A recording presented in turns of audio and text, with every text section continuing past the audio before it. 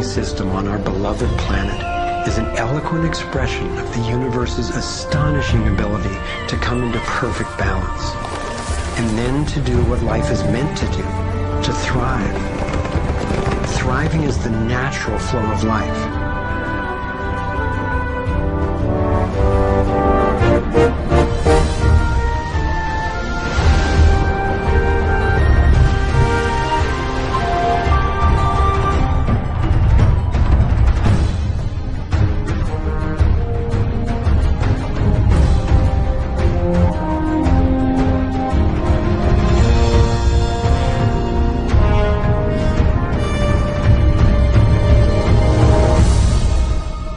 Consider what is surely one of the greatest wonders of all, how a tiny egg and a single irrepressibly plucky sperm can unleash a process that brings forth in the end another one of us, a being of vast ability and unlimited potential, with a brain capable of complex and soaring self-reflection, legs made to dance and run, fingers nimble enough to weave a basket, play a violin, caress a face.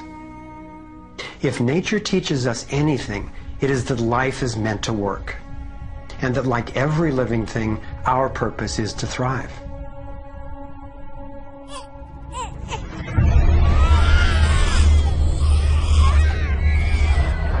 And yet, for the majority of people on the planet, life is not about thriving. It's about surviving, just trying to hang on. Is this really the best we can do? Did the universe labor for nearly 14 billion years only to bring forth a species that would end up as an enemy to life itself and to its own home? I don't think so. My name is Foster Gamble, and I have spent nearly a lifetime trying to figure out what happened. What is happening that could account for the staggering agony and deprivation on this planet? As a young man, driven by the misery I saw and by my fear for our survival, I set out on a journey, seeking to answer questions like, is it even possible for humans to thrive? If so, why aren't we? My research led me to places I never expected to go, revealing surprising discoveries that seemed unrelated at first, but which turned out to be crucially connected, as you'll see. I found a code, a pattern in nature that's been embedded in arts and icons throughout the centuries.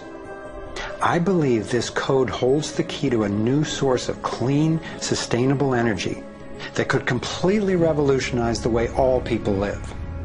I came to understand how our economic system is rigged, and I found out what we can do about it. My journey revealed ways we can claim our power to create liberating, healthy systems everywhere on Earth. I have realized that we are not a mistake. We are simply mistaken. We've been blinded to our brilliance, shorn of our strength, ignorant of our genius, unaware of our true power and magnificence. But all that is about to change. I invite you to share with me the highlights of my unlikely journey. I've created this navigator to take us through time and space. Let me show you around. On this screen, we can access what I call our vitals. It's the critical data we don't get from the corporate media, which in the US has consolidated from 50 companies down to 5 in just over 25 years. We'll use this to check on how we're really doing. The right screen tracks how to chart a healthy, sustainable course for living on planet Earth. I call these the navigating insights. And this will be our compass. Instead of a needle seeking north in our Earth's magnetic field, our compass is the shape of the field itself. And that shape, as you will soon see, has amazing technological and social ramifications. After a lifetime quest, I've come to believe that this pattern actually holds the key to a world that works for everyone. So let's go.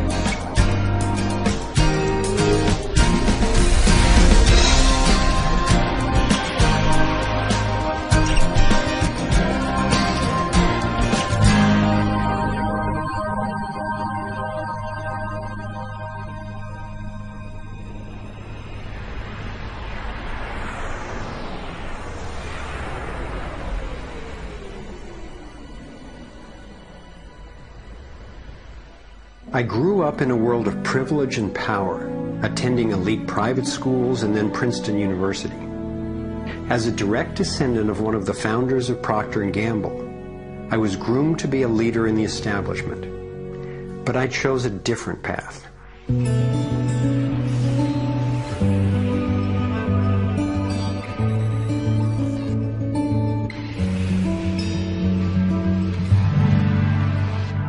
I began to wake up when I was in elementary school. Adults were teaching me that the way to protect myself from a nuclear explosion was to duck under my desk and cover my head. That's when my serious questioning began. A couple of years later, I had a direct experience of universal energy. It happened one day when I was riding on a school bus, gazing out the window. I had a vision of a whirlpool pattern, and I just knew that the flow of energy I was seeing was the same in an atom as in our entire solar system. I felt deeply that I, too, was somehow made of that same pattern.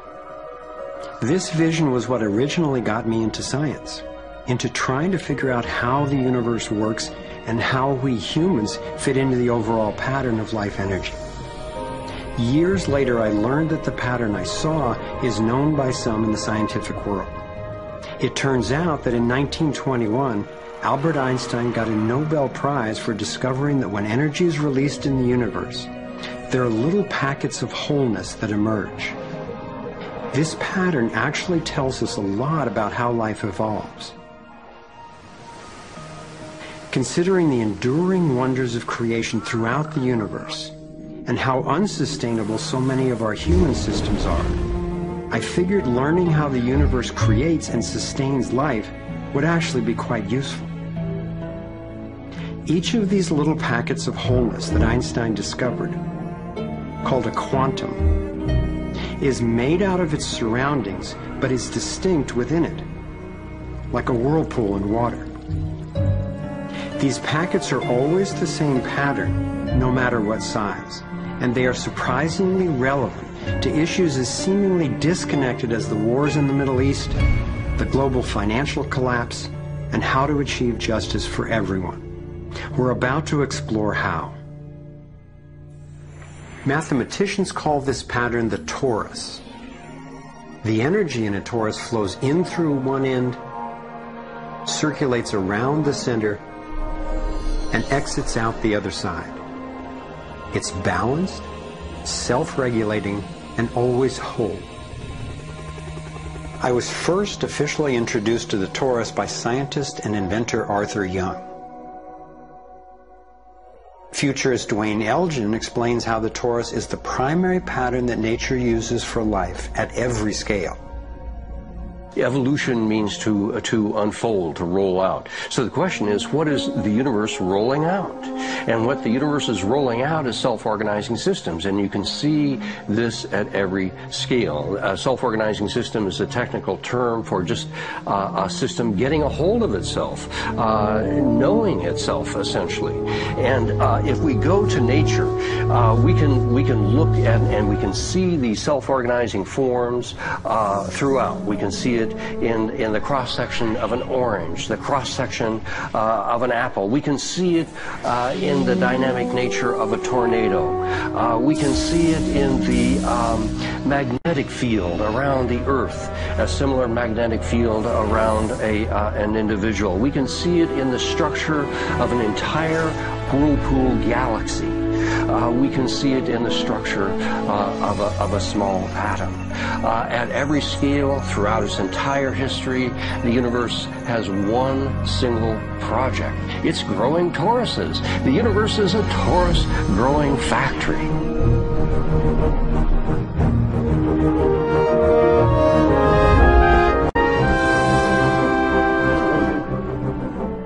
These toroidal dynamics are visible at various scales. One of them is at the galactic level, which are huge spinning structures with billions of stars in it. Looks like typically big arms of galaxies spinning around, and they have vortices that goes from the center out to the edge of the galactic halo that surrounds them. Stars move from this galactic disk out to the halo, down the vortices, and back out again. Stars like Arcturus, for instance, we know have done that path already. That's the appropriate description even for the atmosphere of our planet. The weather goes from the North Pole down to the equator and then back up, from the South Pole up to the equator and then back down. Even the dynamics on the surface of the sun are very similar. Of course, here we're looking at it from an external perspective on a small scale model. When you look at the solar system embedded in the galaxy, embedded in the cluster, embedded in the supercluster, we're traveling in this boundless sea of infinite torus flow.